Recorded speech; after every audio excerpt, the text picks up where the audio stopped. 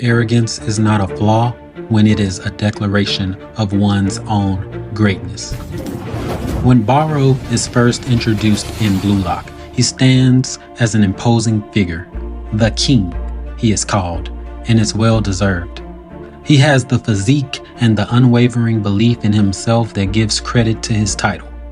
Barou sees himself as above others, and he usually has an arrogant and selfish attitude.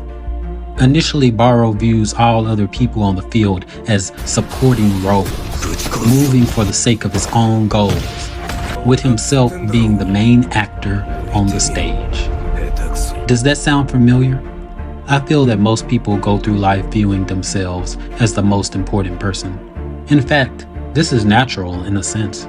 We only have ourselves in the end, as many would say. I remember when I was younger that I didn't even acknowledge the outside world. Sure, it existed, but I much preferred the world of video games and the world inside my head. It's only after stepping outside that fantasy that I learned to appreciate the world around me a little more. But enough of me. Let's get back to Barou. Barou's role is complete forward. Complete forwards are strikers with great technical ability, precise finishing, and physical strength, enabling them to fulfill multiple roles. They can link up with and play with others, create chances for themselves, finish off team moves, and hold up the ball. These players are often best given the freedom to play as they wish, without rigid tactical instruction, as their versatility allows them to be fluid on the pitch. So, these are basically the individuals who have it all: the looks, the money, the connections. Can you blame them for having such strong egos? You can see why Barou is motivated by the need to face others who play soccer and to use his goals to drag them off the seat of the main character and replace them.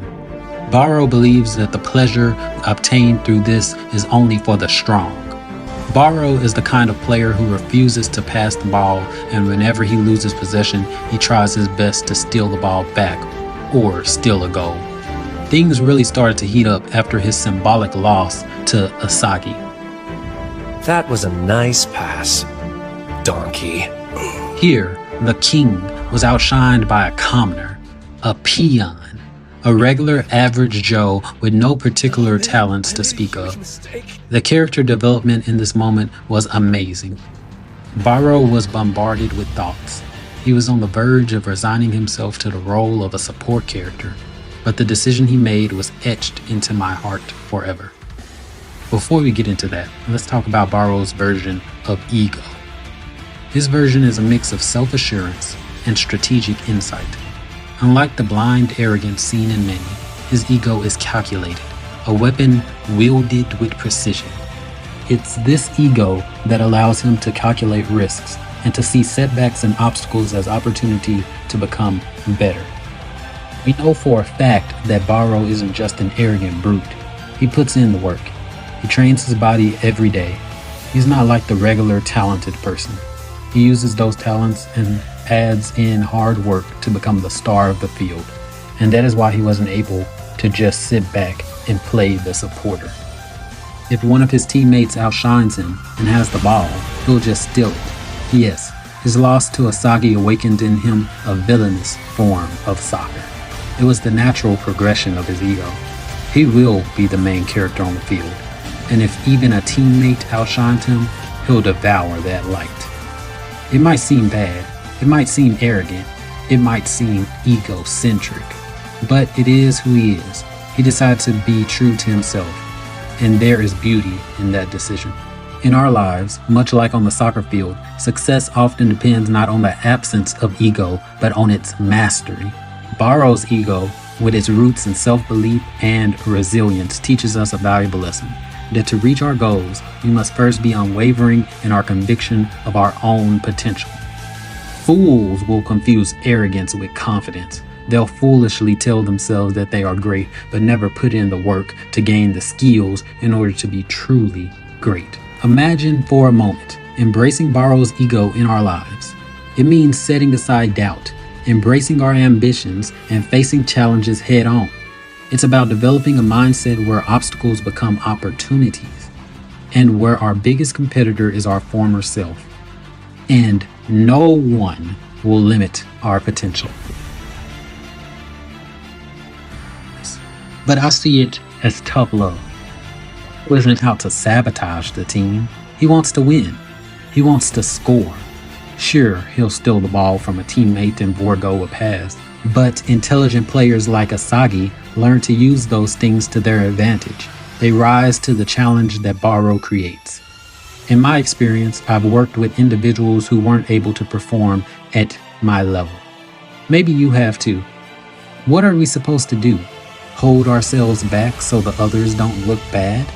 No, they need to catch up to us. I'd rather work alone than be dragged down by my group.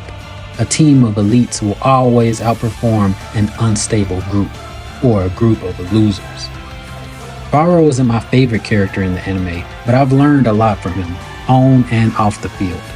His obsessive personality and his desire to control his environment and routine definitely aligns with his title of king.